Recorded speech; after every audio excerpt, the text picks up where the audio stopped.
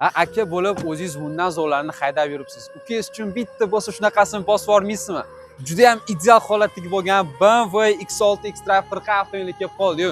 Buni jerskiligini aytmaysizmi? Takoy LED fari, reshotkasining ichlari kechib payt takoy yonar ekan ham. Gap yo'q. Avtomobilimizda ideal bo'lib turibdi. 2024-yilda ishlab chiqarilgan 3 litr twin turbo 380 tortiqish bilan jihozlangan. Siz uchun ko'chada bosib yurishga bu yetsa kerak ekan. Avtomobilimiz juda ham yumshoq Pirelli P0 shinalari bilan jihozlangan. M-paket dash sponsor biz choy do'stov, hattoki davochkilargacha ham bor. Avtomobilimizning probegi keladigan bo'lsak, atiga 26000 km masofa bosib o'tgan. Ichki salonlarni bitta ko'rsatib o'tamiz. Takoy qora va bordoviy kojniy salon jihozlangan. Nimaga o'rtoqlab yurgan bo'lsangiz, hammasi mujassam.